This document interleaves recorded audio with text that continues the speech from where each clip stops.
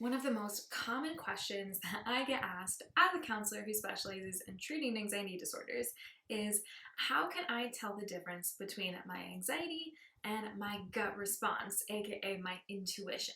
This question can easily lead to so much confusion and self-doubt and just questioning ourselves and basically learning to not trust ourselves because it feels like we can't.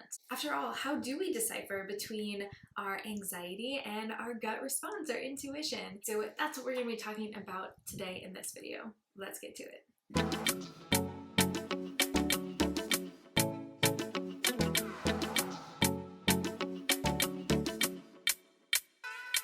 Unfortunately, it's often assumed that our anxious thoughts are just always irrational. But I want to take a step back and review what anxiety actually is so we can better understand this. At its core, anxiety is our protective mechanism. It is basically predicting potential bad things that could happen because it's trying to protect us. Anxiety will do everything in its power to keep us safe and alive when it identifies a threat. And this could be a real threat, it can be a perceived threat, it might not be a threat at all. And that's where some of those irrational terms, I guess, come into play, is when we're thinking about those worst case scenarios and it's just so unlikely, and they name that irrational. But it's not necessarily irrational, it's just our brain trying to protect us, and maybe it's thinking of something that's not super likely and probably will never happen. But that does not mean that we are irrational. That does not mean our anxiety is irrational. It just means that our anxiety is maybe a little bit far-fetched in its attempts to protect us. When I thought to cover this topic, I wanted to know what other professionals in the mental health field thought about it. So here are a few things that I came across. When anxiety is high, it can be hard to hear your gut. However, that little voice is still in there. By learning to listen to it, you can actually reduce anxiety. With lower anxiety, you can hear your gut even better. And another one that I came across says research shows that there's a link between anxiety and intuition. High anxiety leads to low intuition. Decreasing your anxiety helps boost your gut instincts, and with practice, you can turn this into a positive cycle. Now, for the most part, I do agree with these statements. When our anxiety is high, it is biologically very difficult to think clearly, just with the way that the brain operates in that anxious fight or flight protective state. When we are in that protective state, our brain is solely focused on protecting us, on keeping us safe from whatever threat it thinks is present.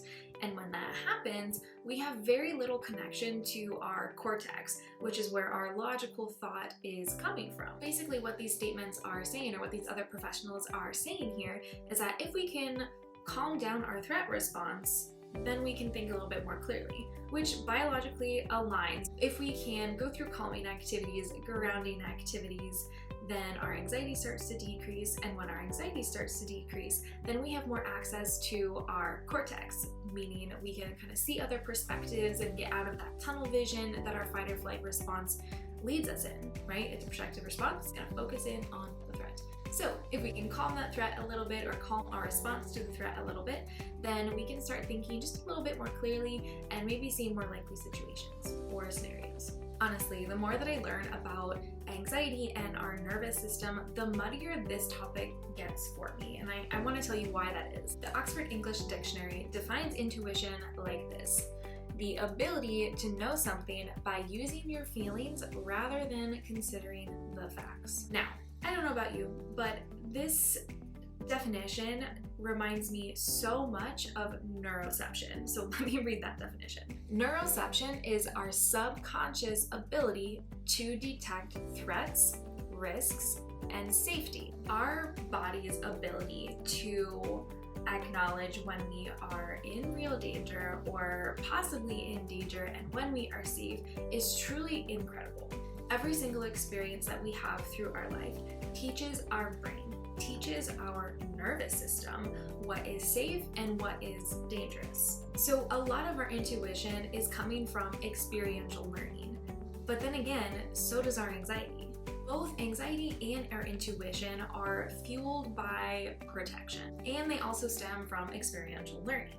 There's really only one key difference that I see between our intuition and our anxiety. And that is that our intuition is also fueled by our morals and our values. So if we can calm our anxiety enough to review the reality of the situation, what our brain might be actually afraid of here, what our values are connected to the situation, and what our moral code might be telling us, then we can kind of have a better idea of what is actually going on and what our body is trying to tell us. AKA, we can get closer to what our intuition is really trying to say as compared to just what our anxiety is trying to do to protect us. And through that process, we can learn to trust ourselves, trust our intuition, trust those gut instincts that are coming from our intuition, but also maybe coming from our anxiety trying to protect us. I do hope that this information, this video has been helpful for you guys. If it has been at all, please let me know by hitting that like button and share the love by sending this to family, friends, whomever you think would benefit from this information. And if you have any clarification questions or you want me to go deeper into this topic at all, just let me know. Type a comment to me, send me an email, whatever floats your boat, and I'll get right on it. But for now, I hope you have an awesome week and I will see you next time.